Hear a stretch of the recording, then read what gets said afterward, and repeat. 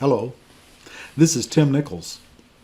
I'd like to talk to you today about your practice and about the possibility of building a building or remodeling a building and some things about buildings. But I really want to start, before we ever talk about brick and mortar and walls and that kind of thing, with a much more fundamental question. And that is not just the building, but the practice. What do you want the practice to look like? You know, we as optometrists don't always do that. We don't always sit down and get a vision, a long-term goal of what that practice really needs to look like. What our goals, our desires, our fondest dreams of what our practice would be like. You know, imagine yourself with thinning white hair, like some people, and you are kind of musing and saying, gee, I want this for my practice. I want this to be my legacy, you might say. I want to have done this in my practice. That question is going to be the most fundamental question because the answer to it's going to drive every other answer that you'll ever have. What kind of equipment, what the office is going to look like, how it's decorated, who I hire, what kind of frames I carry, et cetera, et cetera, et cetera, and so forth. And it's fundamental. It's the basis on which everything else is based. Out of that then flows all the hows and the wherefores, because the why has already been answered. So start with a why. Some of you are familiar with Simon Sinek's work. It's excellent. I encourage you to look it up and read it if you haven't. Start with why. Everything else flows out of that. Now, some of the why questions that you really need to be asking, and part of that are really questions about you. So before you can decide whether you want to work with other doctors or be by yourself, you need to ask yourself, am I partner material? Not everybody is. Some people find collaborative decision making to be very difficult, almost impossible. They're type A people, and they just are not good partner material. And that's not neither good nor bad. It's just the way it is. But you need to recognize and be honest with yourself. Will I be comfortable making decisions with other people, sometimes having to yield my will to theirs? And will I be able to share my vision of the practice and include other people's input so that it's no longer just a me, it's an us? If you can do that, okay, it's possible that you are a partner material. If not, then you may want associates, not really partners. The other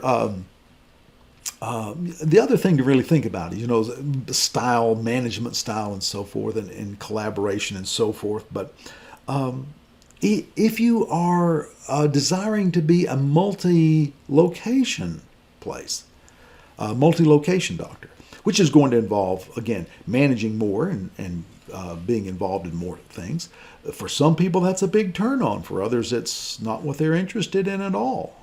So who am I? What do I want my practice to look like? Is it a 10-location practice in a metropolitan area? Or is it a one-doctor practice in a rural area? What is that? What's your why? What are you going to do with your practice?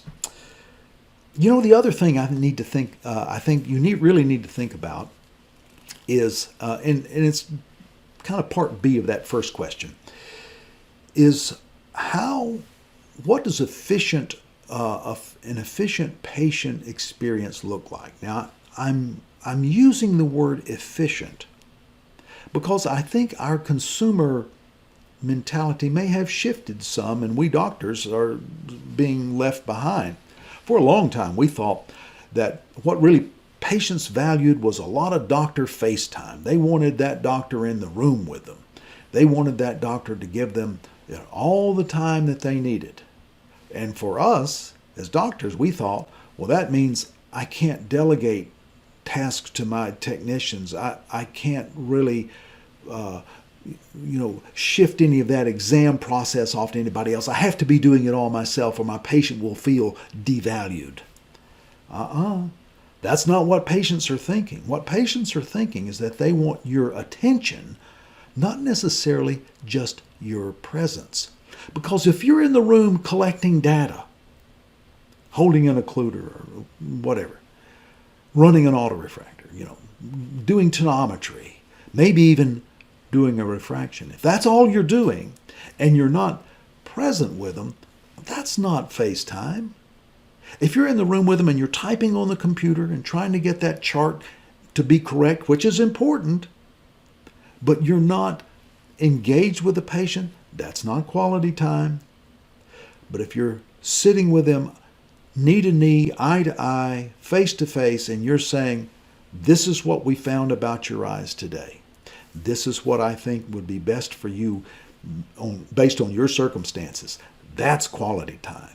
You see, a technician can gather the information. They can record the information for you, but only you as the doctor can give the recommendations, give the real doctoring part of the exam. So what would real efficient flow look like in an office? I think that research has shown that patients really expect that encounter from front door to leaving to be about an hour. We maybe think that, if we gave them an hour and a half or 2 hours, that would be better. More is better, right? Wrong.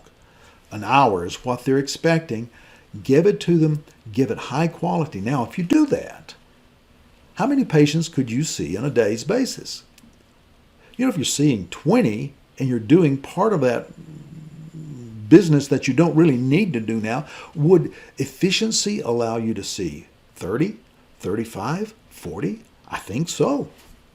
I know a lot of practices that do an outstanding job of patient care with 40 patients a day, but very high quality involvement with all the technicians and scribes and doctors. Patients very satisfied.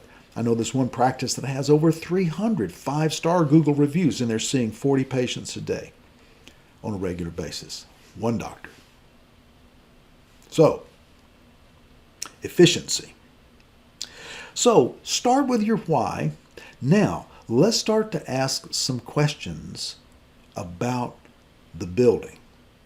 That's part 2. Stay tuned.